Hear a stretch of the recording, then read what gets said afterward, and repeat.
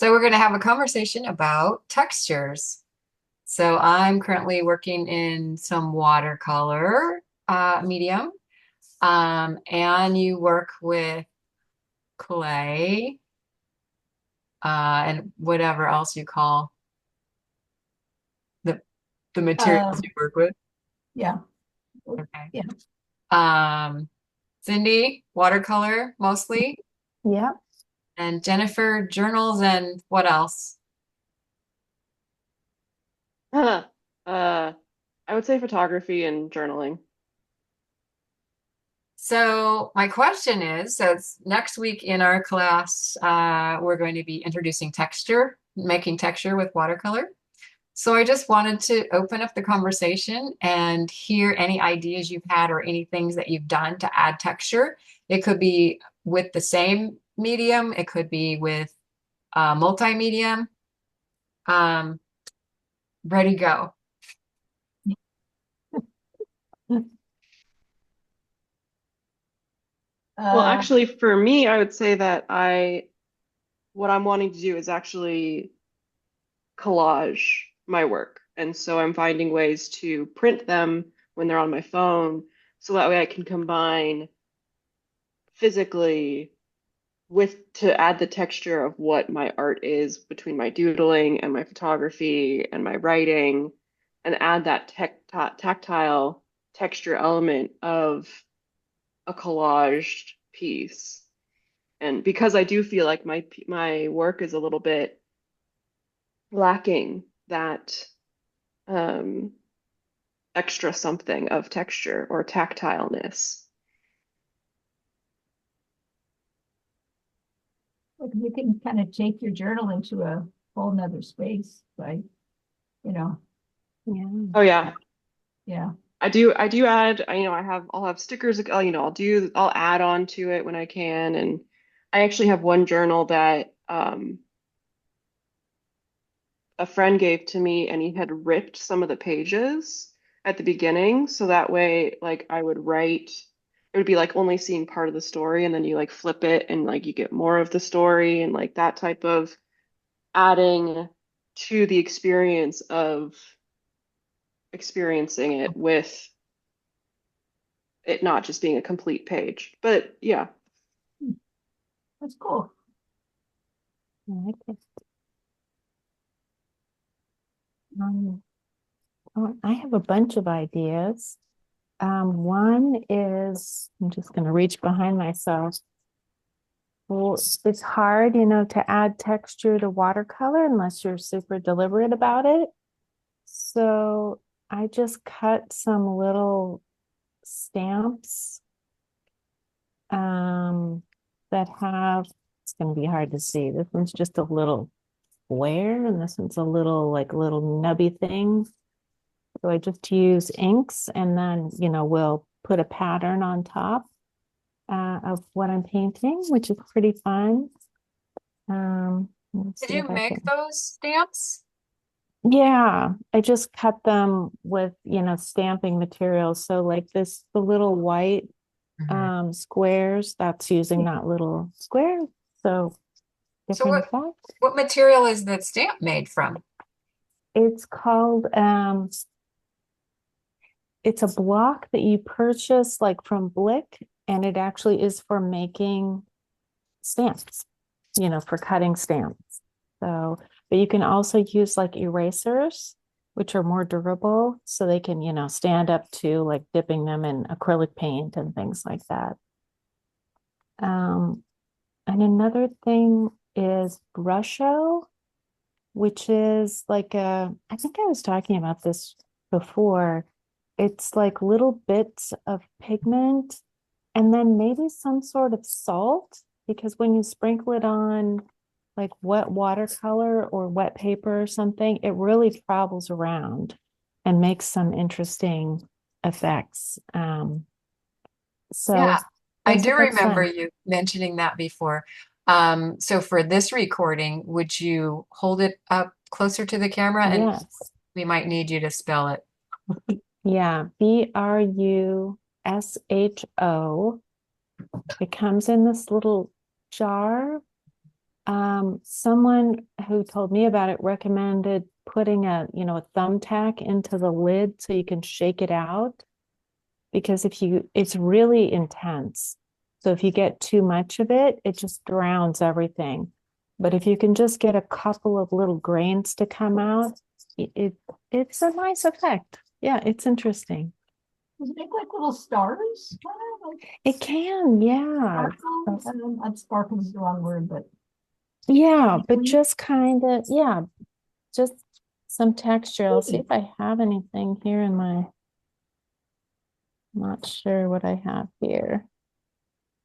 This was table salt?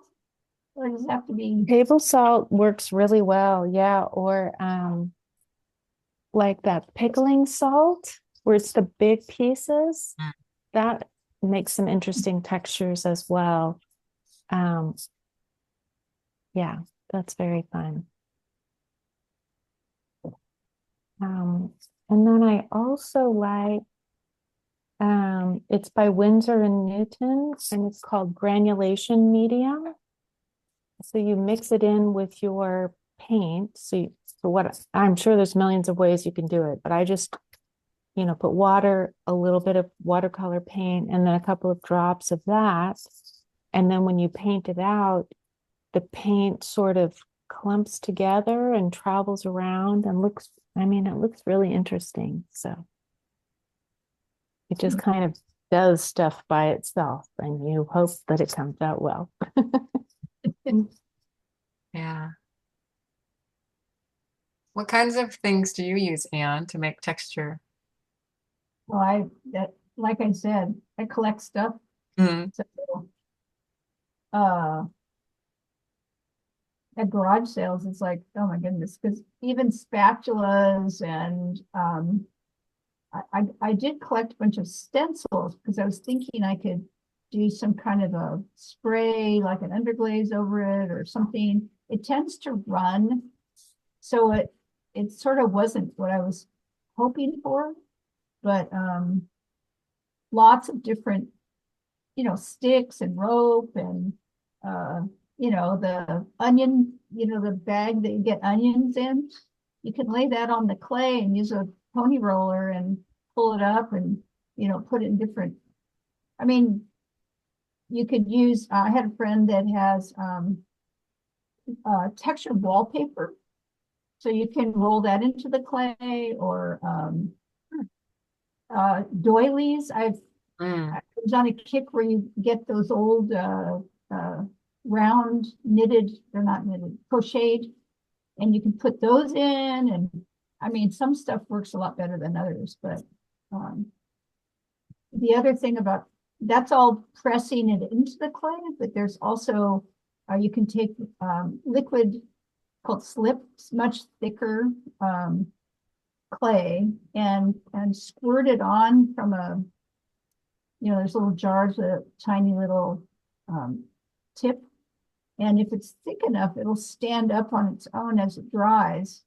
You have to make sure the clay is damp enough that it'll accept or else it just falls off. But I love trailing the slip and making vines and designs and flowers. I mean, I love doing that because when the glaze goes over, it'll break sometimes into different colors because it sticks up instead of goes in. But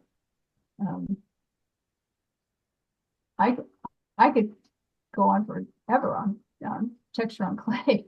But I was thinking maybe for watercolor, I don't know if there's something that you can trail on that actually would stand up above your paper. There has to be something that glue or I don't know, latex, something that would, or even tape, like little skinny, like graphic design, skinny little tapes, and you can paint and then layer, and you can do that with ceramics too. So,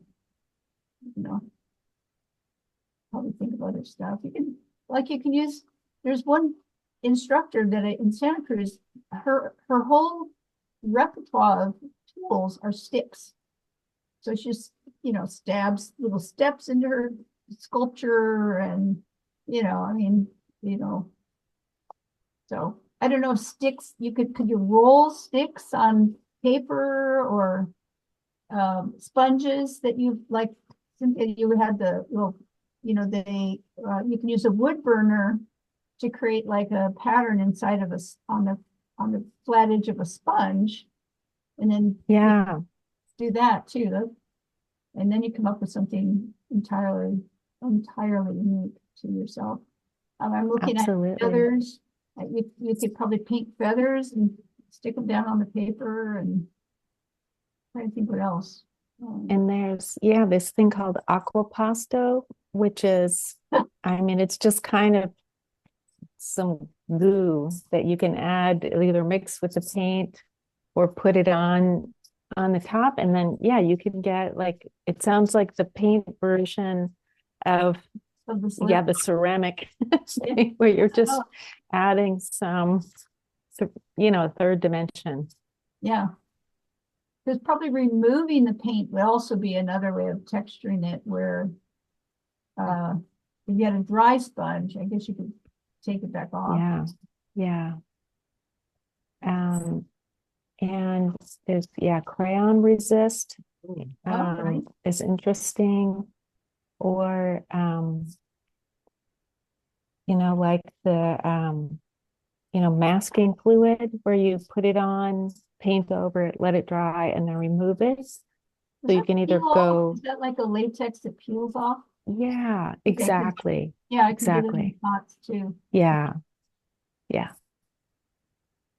I was poking Awesome. holes in your paper and running like, jewelry wire through it, or Oh yeah. I've um, seen people embroider on top of their yeah, watercolors as well, which is kind of cool. I mean, it's just very radical. I like it. I kind of love like all a the stamp. ideas. Yeah, What that's did what you you. say, Anne? But Cindy had that little white stamp that went on top. It's sort of the same as adding some kind of embroidery, or something like that. But Yeah. Yeah. Super. Well, thank you for all of the ideas, everyone. we're just getting started. You could torch it. You can make little scorch marks. I I know, don't I know. was thinking about, Yeah. using burn marks and what could you heat up that you could make burn marks with? That would be interesting. You could Yeah. do like brands, like those Yes. heat up like Oh, a, yeah. although maybe you'd start your piece on fire. Okay, yeah, you have to be careful. And we might not do that in class. I don't want to start a fire.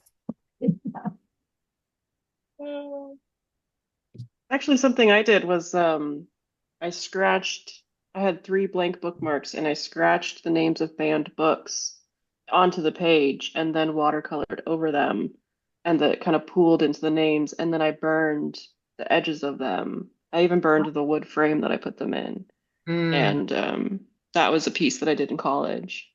That So sounds there's something cool. about adjusting the paper before you add the watercolor and then see where the water pools. mhm. Yeah. Great ideas.